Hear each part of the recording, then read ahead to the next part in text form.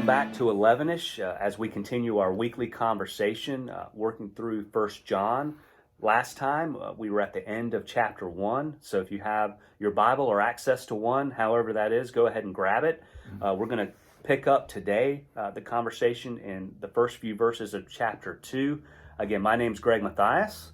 And I'm Steve McKinion, and we're excited to be walking through 1 John, having a weekly Christian conversation through this book with you. And one of the things that stands out to me at the beginning, Craig, is that beginning of chapter 2 is that John refers to his audience as children. Yeah. And it's fascinating that he would think of those that he's writing as children, not in a pejorative sense, I don't think, right? I don't think so. And I think if I'm right, this is the first time he does this in his writing.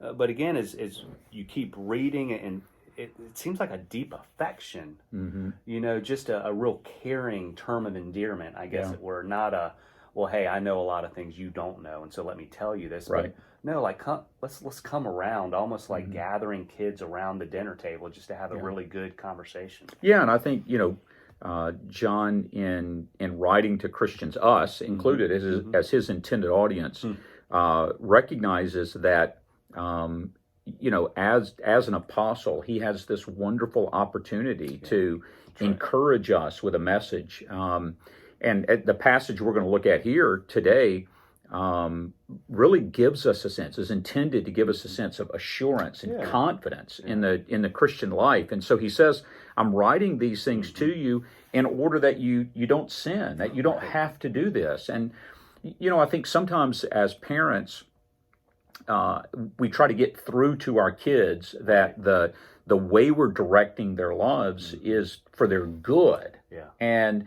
for him to speak almost like a parent, a loving parent to a child, to say, I want to tell you these things so that you don't end up falling into sin, which isn't good for you to fall into sin. Right.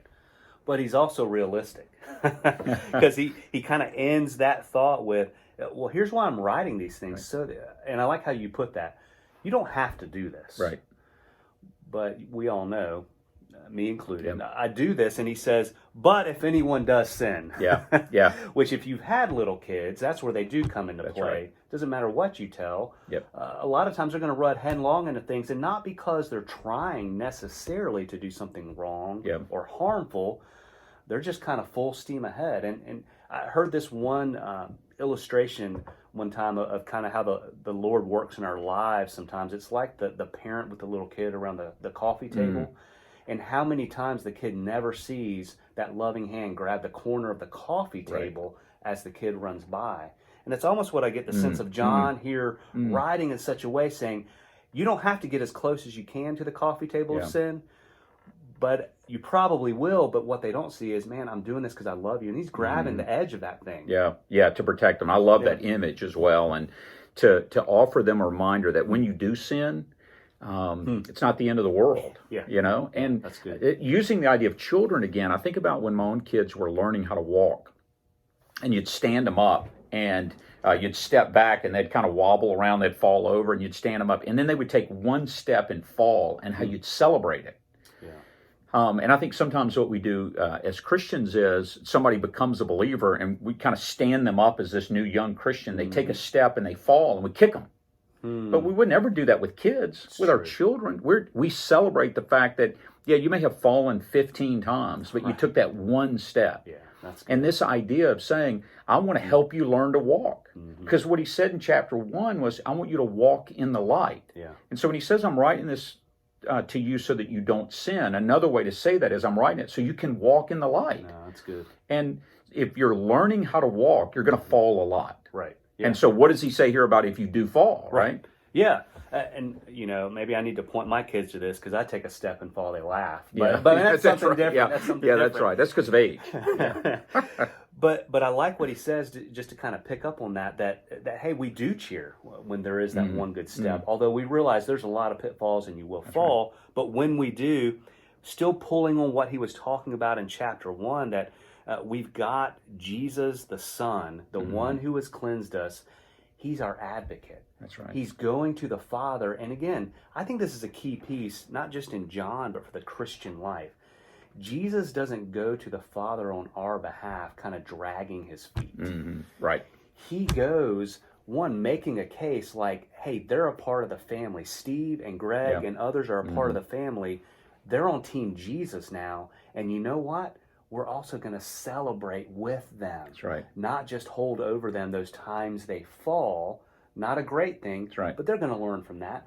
And I love this. It's so positive. He's advocating, cheering for us. Yeah. Well, and that John's going to regularly remind us, even in John 3:16, that famous passage that the Father sent the Son for this purpose. That it's not that the Father is he's angry and he's mad and he's out to get us and we fall down and he wants to beat us up and Jesus comes along and saves us from the Father. It's that our God, the Father and the Son and the Spirit, the Trinity, working on our behalf as the Father is forgiving us by means of Jesus Christ the righteous. And I love that term, that he is the one who is the righteous one, meaning that, God's not forgiving me because I am righteous. Right. He's making me righteous because I've trusted in Jesus, the righteous one. Yeah, and he kind of completes that thought towards the end there. He's not only the righteous one, he is the atoning sacrifice for our sins, and not only for us, but for the entire world. Yeah. That idea that why is he the righteous one?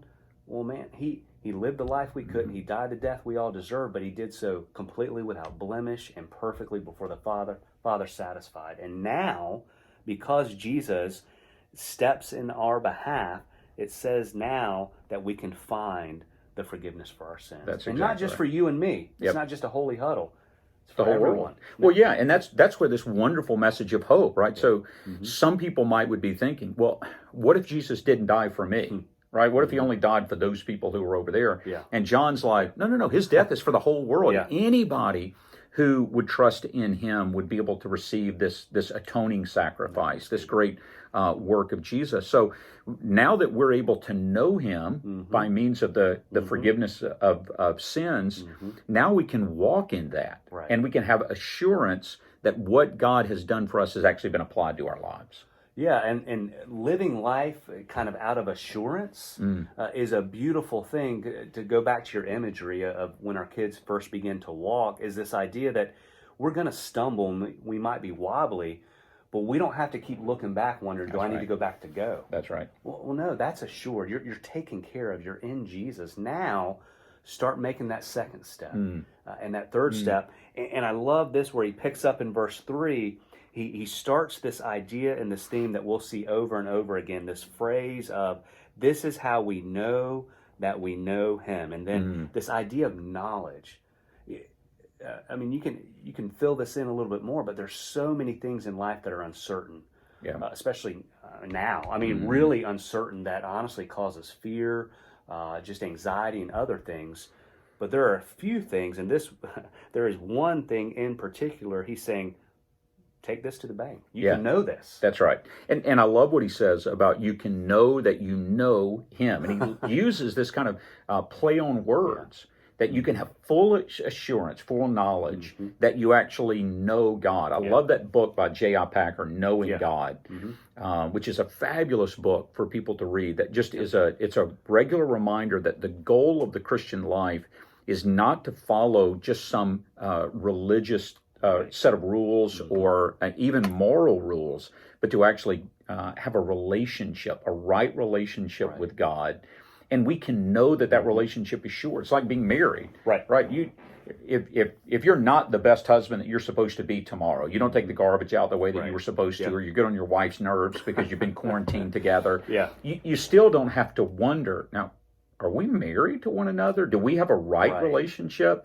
You instead act out of the relationship that you already have instead of act in order to establish some relationship that doesn't exist. Yeah, and that's so helpful, because if you're already assured there in that relationship, man, it takes some of the pressure off. And what I mean by that is I don't have to keep trying and kind of white knuckle everything and think, well, what do I need to do tomorrow? What's my game plan to make sure I'm accepted? Well, no, that's taken care of. Now, there is a path to walk down. We That's talked right. about that before. There's light and there's darkness. That's right. We're team light now. Yeah, that's If we're in exactly Jesus, right. and he talks about some of these things about keeping his commands and keeping his word, and not only is it knowledge, but he connects it to love. So it's not just about here. It really is a whole being and an affection kind of thing. Well, and that's exactly right. And, when Jesus is asked, what's the greatest commandment? Mm-hmm. He says the only commandments that really matter, that govern everything, are love God with all your heart, soul, mind, and strength, and love your neighbor as yourself. Mm-hmm. And